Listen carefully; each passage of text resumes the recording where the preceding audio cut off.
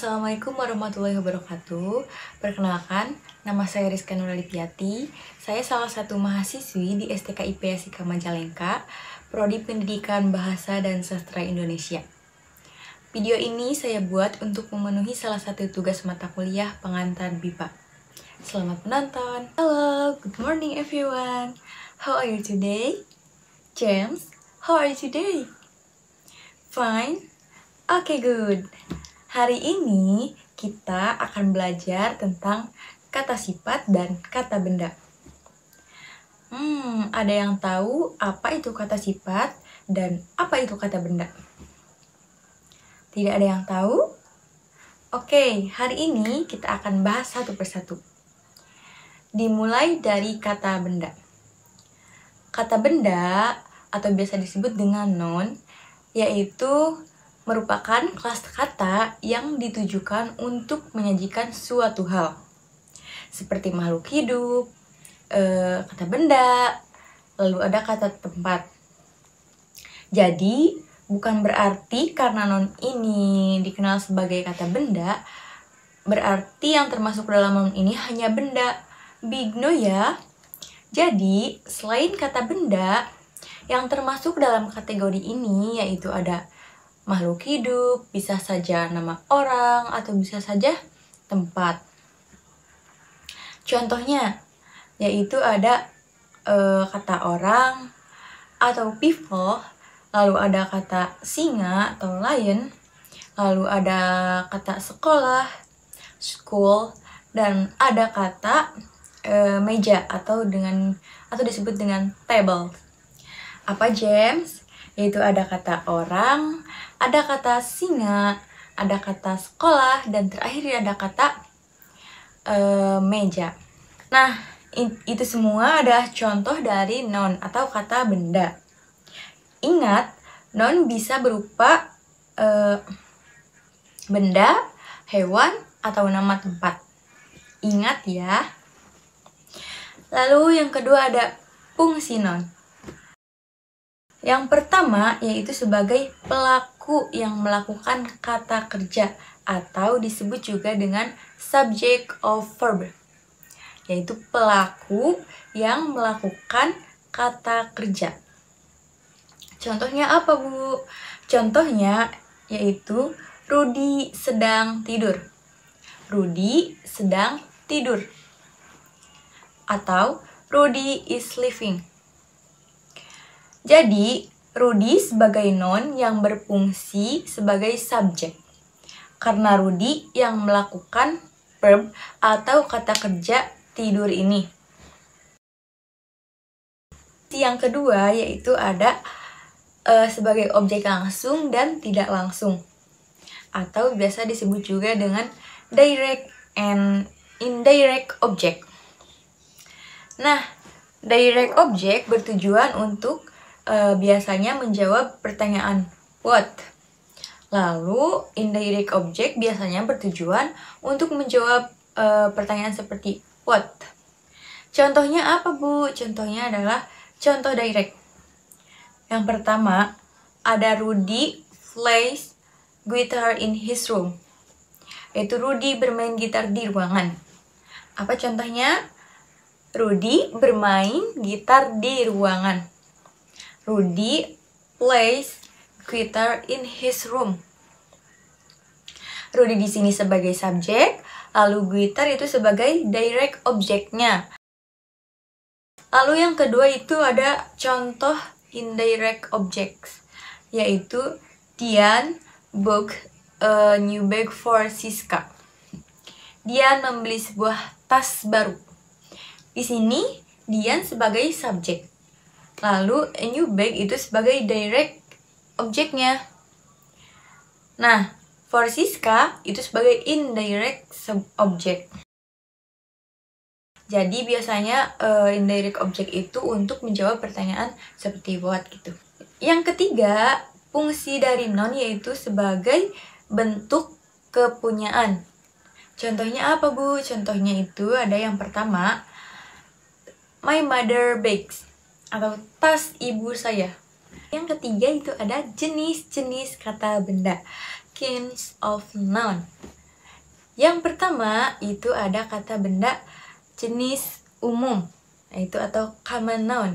Contohnya ada table atau yang berarti meja, lalu ada kata kursi yang berarti chairs, lalu ada kata dog yang berarti pintar. Nah, lalu yang kedua itu ada proper noun atau nama diri. Contohnya apa, Bu? Itu contohnya ada kata Indonesia, ada kata Mr. Soekarno, lalu ada kata Anita. Nah, yang ketiga itu ada jenis kata benda abstrak atau disebut abstrak noun. Contohnya apa?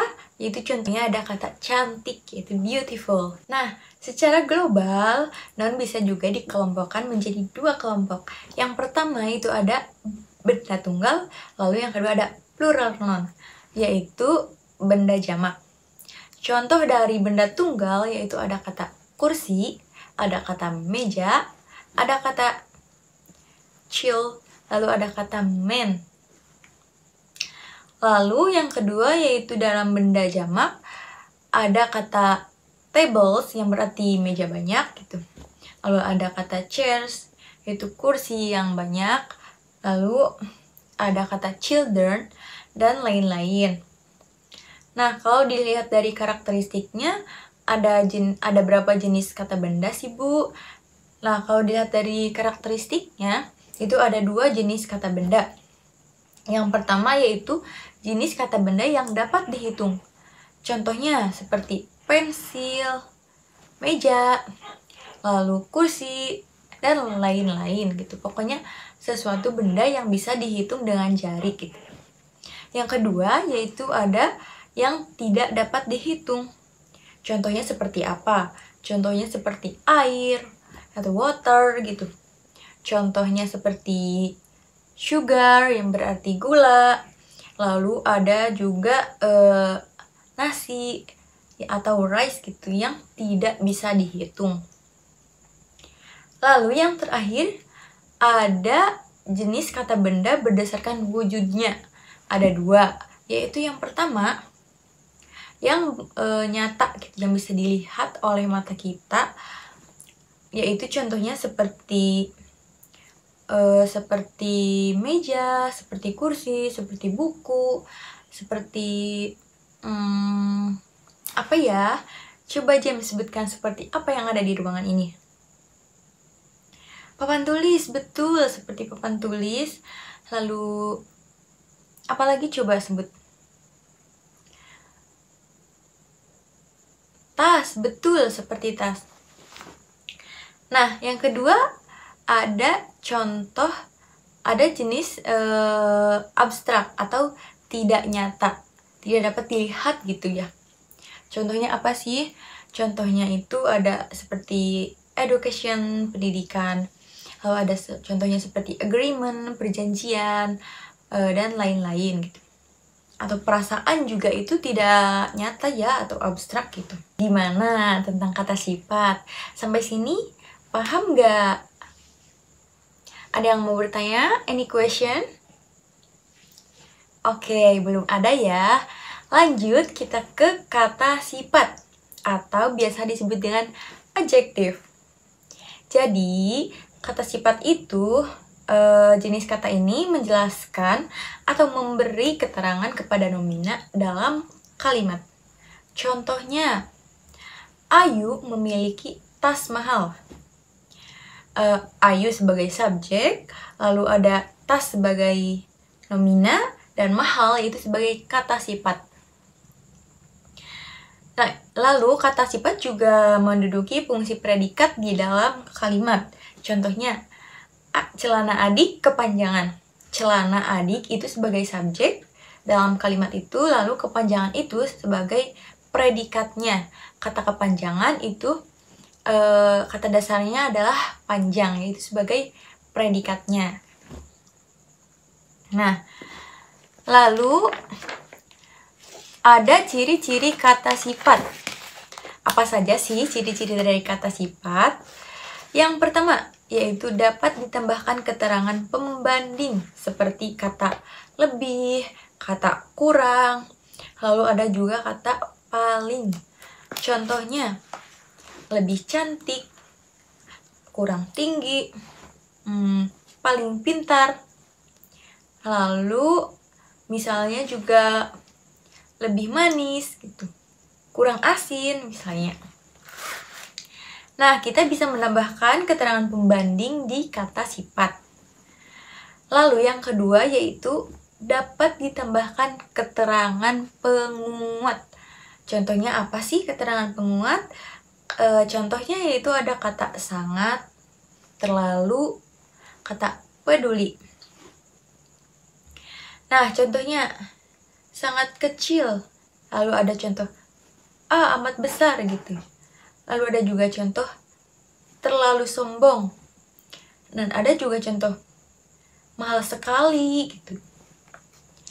Nah, yang ketiga juga ada dapat diingkari dengan kata tidak. Contohnya apa? Yaitu contohnya tidak sehat, tidak baik.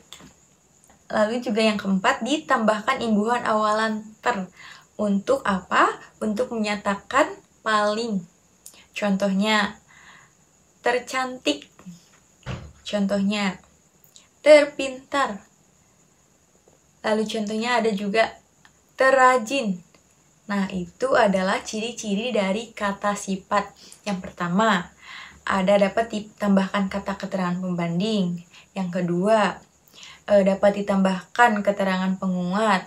Yang ketiga, dapat diingkari dengan kata tidak. Lalu yang keempat, biasanya ditambahkan imbuhan awalan ter. Oke, kita lanjut ya pada fungsi kata sifat. Yang pertama itu ada fungsi atributif. Fungsi atributif itu apa sih? Oke, jadi fungsi atributif itu adalah fungsi pelengkap atau penjelas subjek. Biasanya terletak setelah subjek. Contohnya, Adinda kecil tumbuh besar tanpa kehadiran sosok ayah. Adinda di sini yaitu sebagai subjek, lalu tumbuh besar itu sebagai kata sifat atau kata adjektif. Nah, tanpa kehadiran itu yaitu di sini adalah predikat dan sosok ayah itu sebagai pelengkap. Lalu yang kedua yaitu ada berfungsi sebagai predikat ya. Contohnya yaitu tangga itu kependekan. Tangga di sini yaitu sebagai subjek, lalu kependekan itu adalah kata dasarnya pendek yang diberi imbuhan ke dan an gitu. Jadi predikatnya itu kependekan gitu, pendek. Yang sebagai kata sifatnya itu berfungsi sebagai predikat. Yang ketiga itu ada substantif atau berfungsi sebagai pelengkap yang mendampingi subjek dan juga terletak di depan subjek. Contohnya apa, Bu? Contohnya ada dalam kalimat dewasanya seseorang terlihat ketika menghadapi masalah.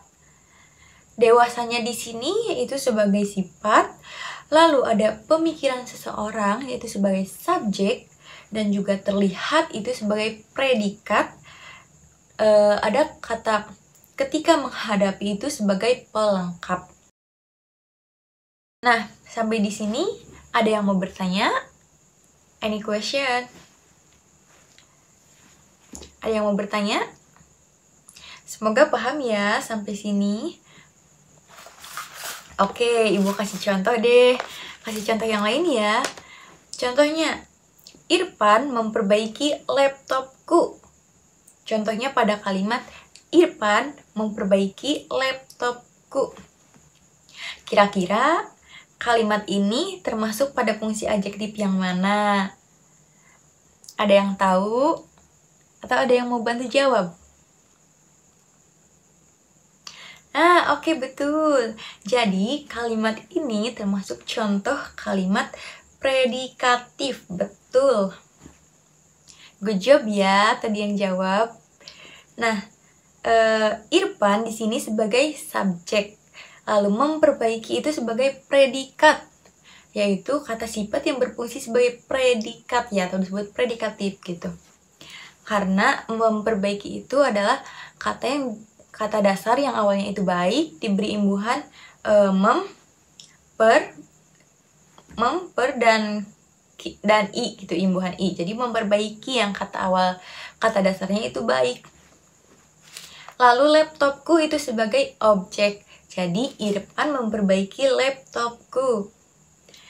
Lalu ada juga contoh dari kalimat tangga itu terlalu pendek. Yaitu tangga itu sebagai subjek, terlalu pendek itu sebagai sifat. Nah, selesai deh pembelajaran kita hari ini tentang kata sifat dan kata benda. Mudah ya untuk menentukan kata sifat dan kata benda gitu ya. Kapan dia berfungsi sebagai atributif, predikatif, dan sebagai substantif. Itu dalam kata sifat. Thank you everyone for coming to learn today in adjective and noun class. Terima kasih semuanya yang sudah menyempatkan hadir untuk belajar dalam materi kata sifat dan kata benda pada hari ini. Always happy everyone and see you next week. Bye-bye.